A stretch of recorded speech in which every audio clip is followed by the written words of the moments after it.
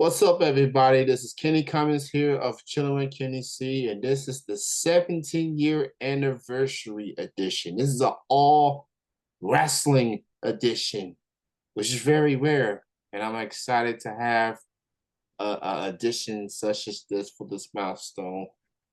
Kicking things off is a lovely lady that you know for Dreamwave from Black Label Pro, from AEW, numerous promotions in the Midwest and the West Coast, all the way up in Arizona. She's the inaugural Dreamwave Women's Champion. She is the center of attention. She clearly got my attention for quite some time. Miss Brittnie Brooks is with me right now. How's it going? I'm okay. How are you? I'm good. Thank you so much for joining me on this anniversary show. I appreciate it. Thank you. 17 years is crazy. That's so long. Yes, it is indeed so long, and I still love it for some apparent reason. You were Um, out there podcasting before podcasting was a thing. that is true. Period. So I guess I'll take the pioneer thing. I'll take it since it's Hmm. co-signed by you. Um, Now I want to thank you personally for making my birthday wish come true. So what had happened was you are on this website called Cameo. I put the request in, like, hey, can you wish me a happy birthday? And can you give me this birthday wish? The birthday wish is this interview that is happening right now. So manifestation has become a reality courtesy of you. So I appreciate that. Hey, thank you so much. I know I was like a mess to get a hold of because like I'll respond to something and then I Yeah. won't think about it and then I like need someone to follow up with me because there's just so much going on. And then I got hurt. And then I was like, oh, well, now I have time to do podcasts like whenever. So I'm so Yeah. sorry it took so long. No, it's all good. I understand. You're a very busy lady, and I don't take that for granted. So when the time is right, it'll happen. So, speaking of the aforementioned injury, you had surgery last week. How are you feeling mentally and stuff since the surgery? It's hard, like with everything, like any injury, it's like really hard. Mentally, I've been doing a lot better since I've gotten the surgery though, because now it's like things are starting to finally roll. Like I tore my ACL 2 months ago, and I just had to sit and go through life and go through every day with the torn ACL, being like, oh, like the surgery's so far away. So like mentally I was hurting more during that time because it was like, what do I do for 2 months? Because I can't rehab, I can't do anything to help me get better for 2 months because then I'm just gonna get surgery. So now I've had the surgery, I'm like more motivated than ever. Like I've been today was my second day back in the gym, like wobbling with my locked out little knee brace. Like people keep coming up to me like every day that I go to the gym and they're like, what happened? Like, is that your ACL? Like so many people know the like they recognize the knee brace and then like so many people are like, wait, what? You had it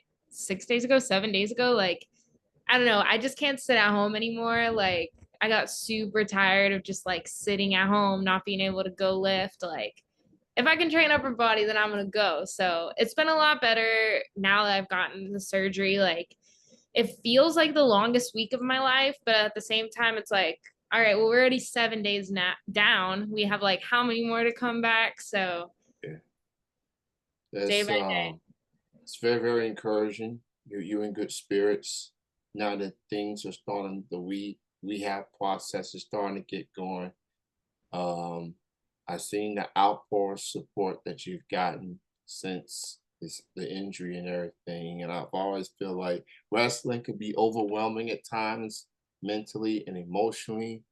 But when you get the support that you've gotten from fans and from your peers, that's saying something, and that tells me more of you not just as a performer but as a person. Like, Brittnie Brooks is very cool. She's easy to work with. She's someone that smiles and just enjoys life, enjoys the wrestling life, and so it's I've been keeping track on your timeline with the process and everything. So the comeback's gonna be so much good. And once you come back from that curtain, it's gonna be all as well in this world again.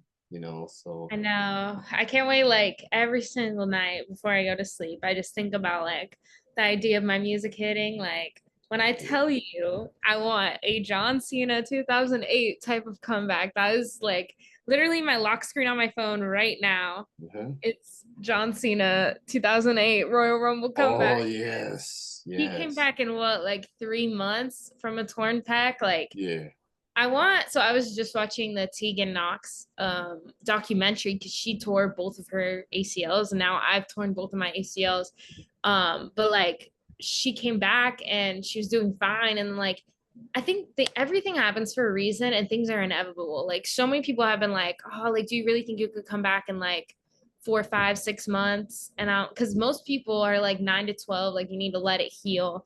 And obviously I'm not there yet. Like I can't really make that decision yet because I don't know what I'm doing. But like right now I'm training every single day. Like I have to come back in those 5 to 6 months. Like I want it more than anything. And I think like getting injured is inevitable. Obviously, I'm going to do everything I physically can to strengthen my knees back. And so then I never have to go through this again because it sucks. Like, from daily activities, like to getting out of bed, to going to the bathroom, going to the shower, like it's so difficult.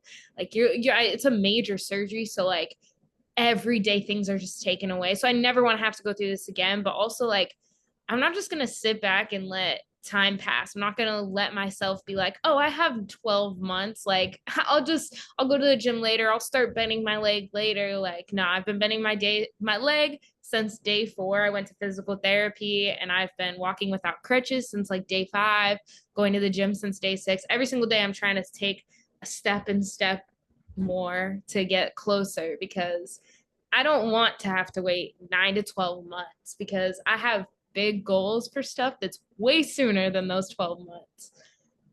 That is true. One thing as a fan, I know that wrestlers, when they go through these injuries, they are heavily motivated to get back sooner than the projected deadline. CM Punk the other day was talking about the doctor was said he's going to be gone for 9 months, and he said he'll be back in 5, 6 months, and lo Yeah. and behold, he came back within 5, 6 month range. So we've seen people come back from severe injuries a lot sooner than what doctors projected. So as cliche as this may sound, definitely take it one day at a time, and just go on, go for it. Do what you can to work your way back into to where you need to be. So I'm definitely rooting for you.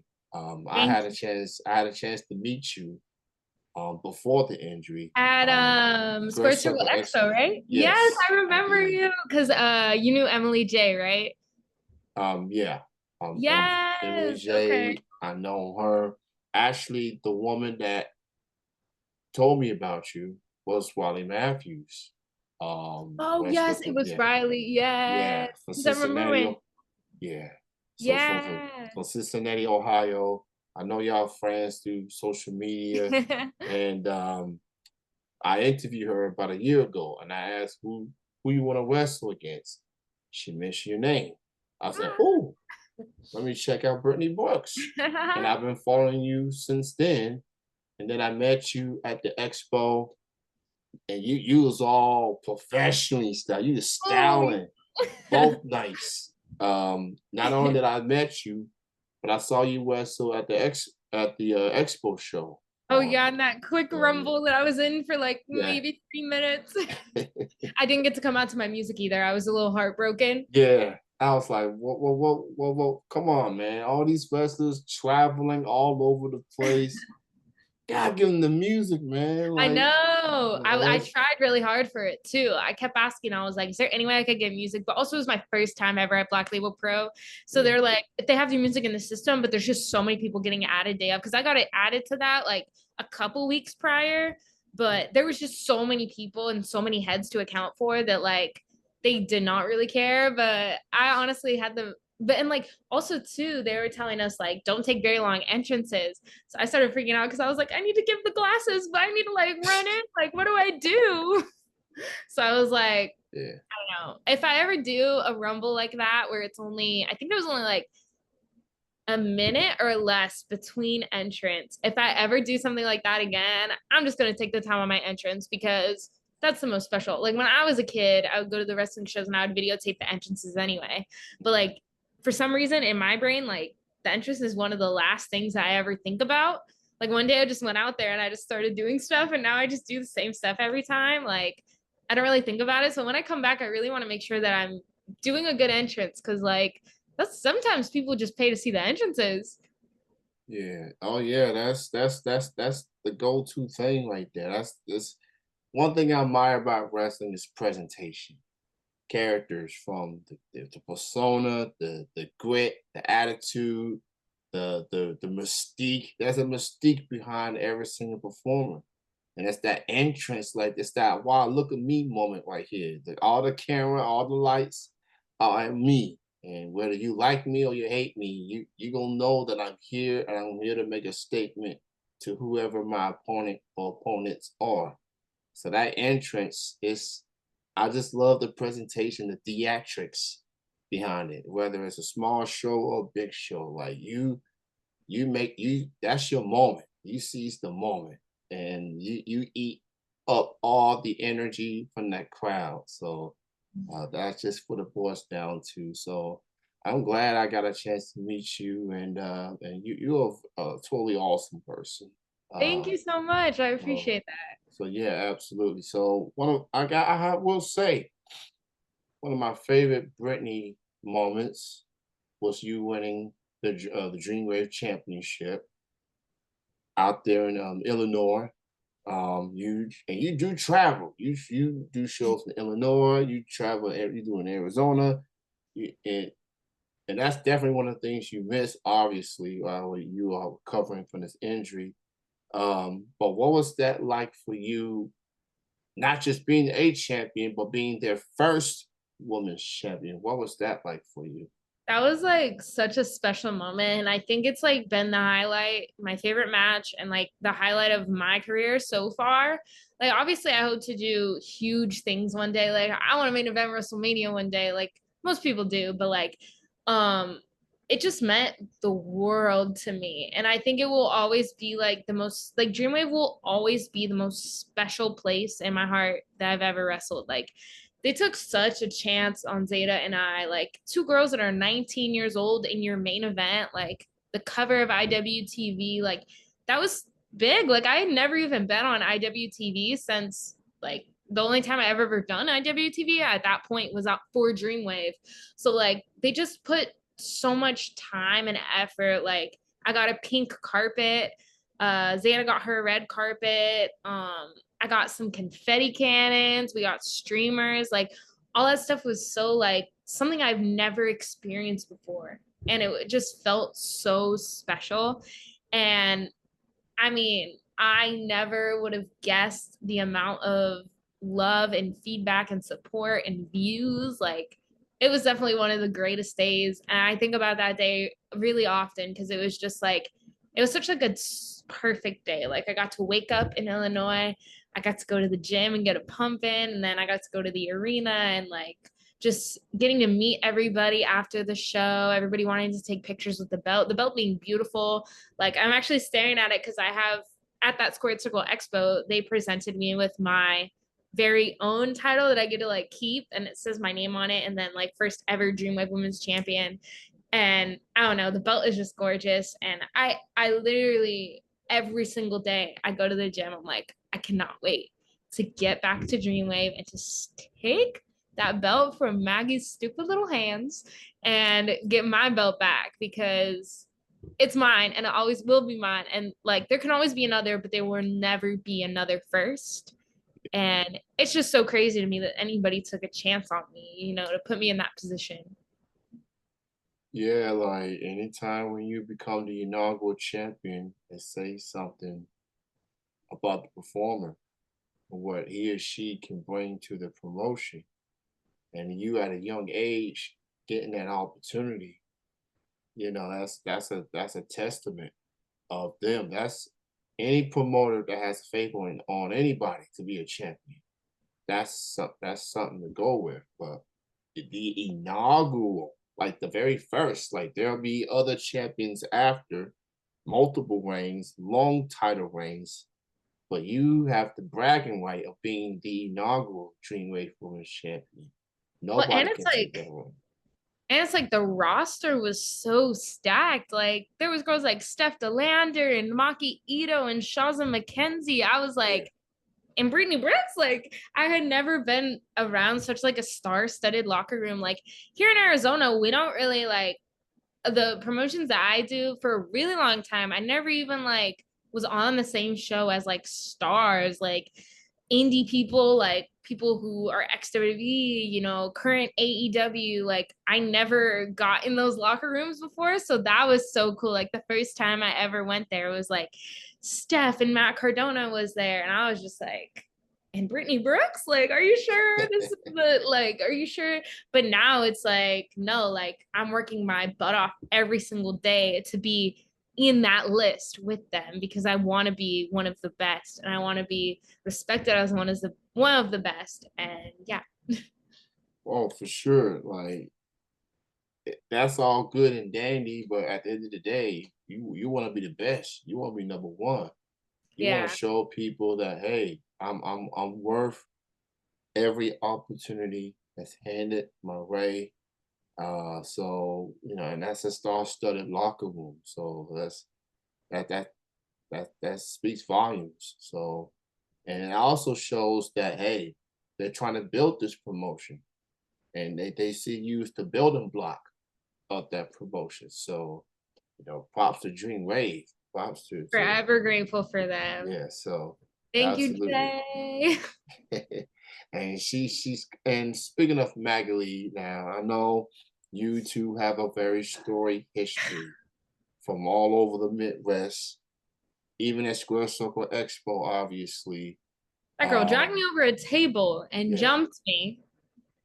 yeah. Me personally, I mean, I didn't even see that part. I just heard a loud thud. I was talking to Cadona when that happened, and I heard this thud, and I'm like, I turned around like, are fans fighting each other at the expo?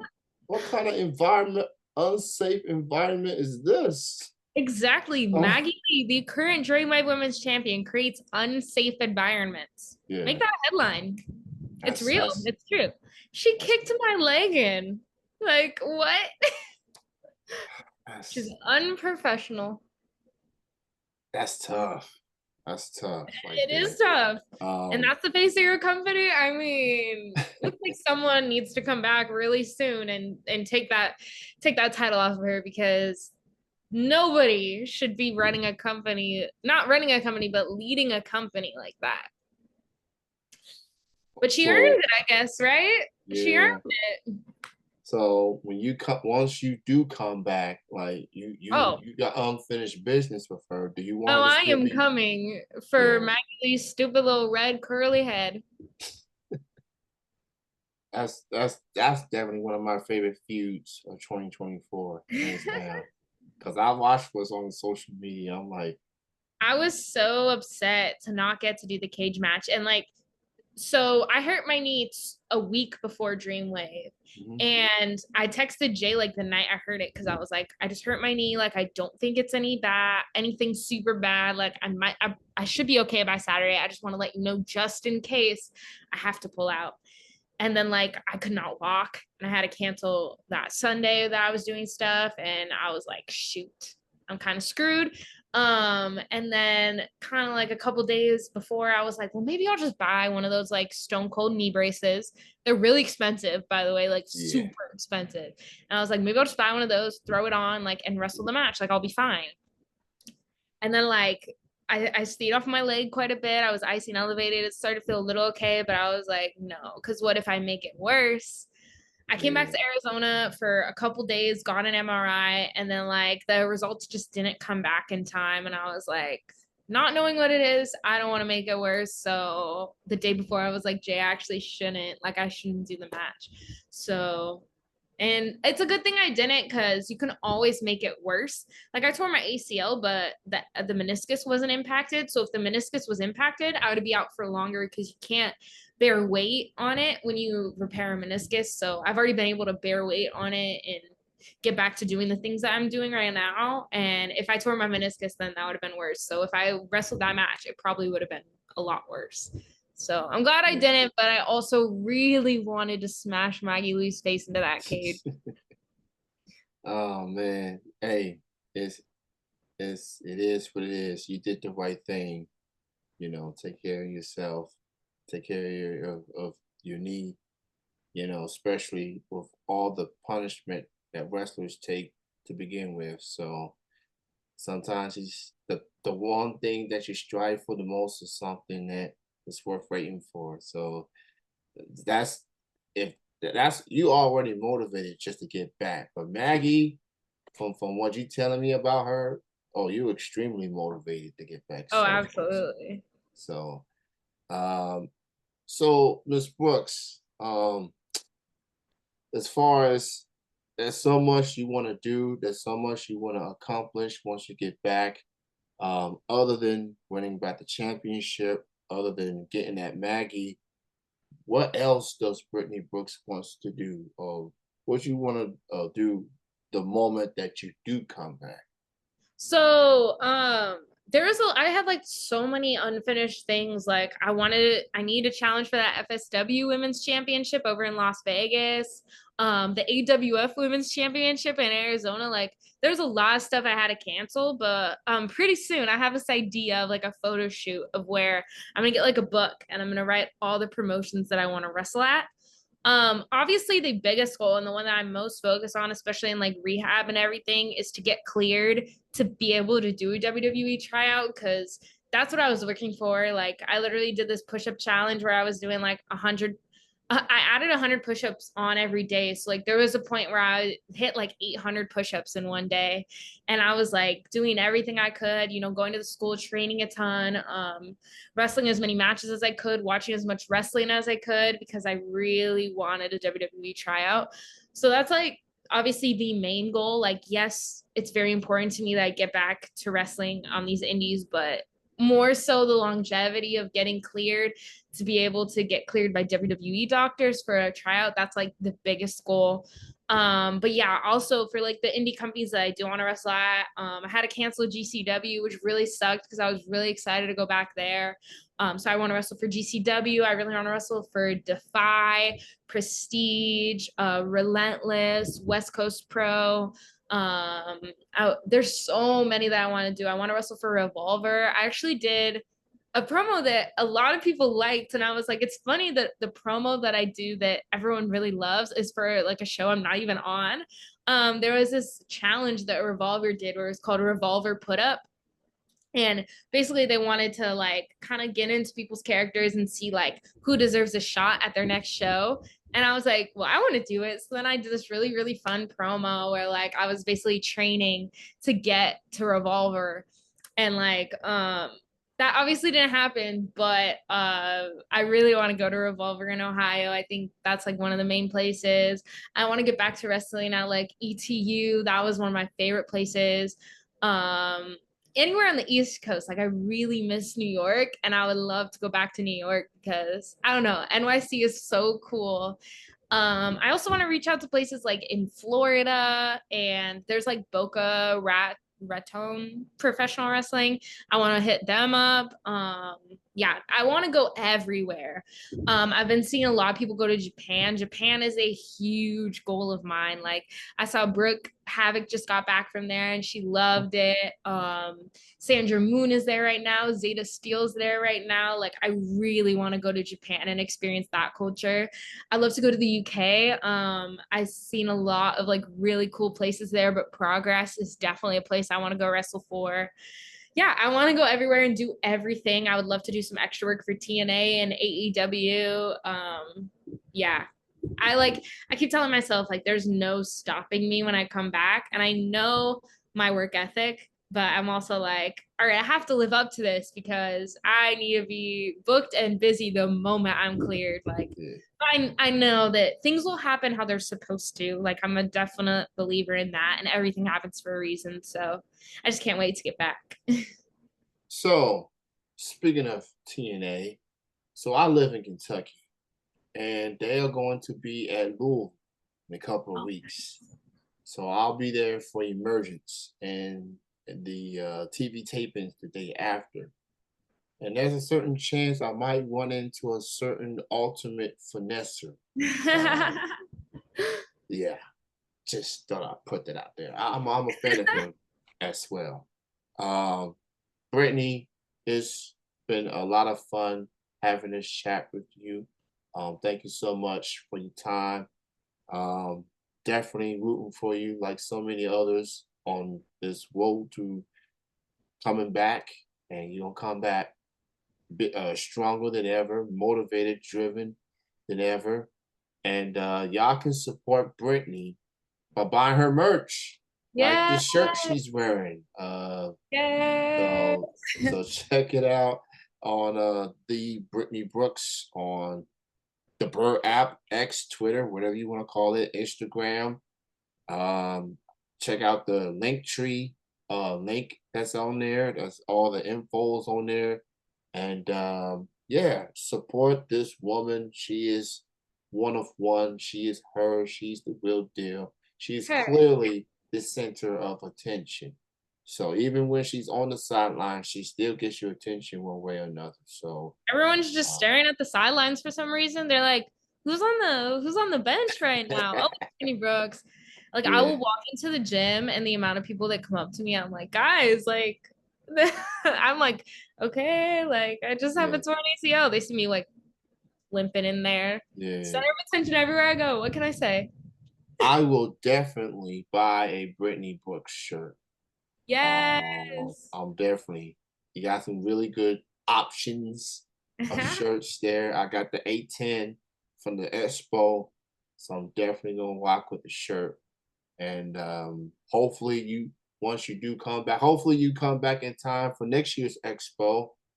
Love to see you back there and just do awesome things. So Thank you. thank you Congrats so on much. 17 years. That's so awesome. You made it very special by coming Thank here. you. And even with the circumstances, you still all smiles. And, so I appreciate you. Got a lot of respect for you, Brittnie. I'm I'm looking forward to seeing you back and doing and pick up where you left off. So Thank you. Thank you for having me. thank you, Brittnie. You enjoy your night. You enjoy the rest of your weekend. Peace out. All right, peace. All right. All right.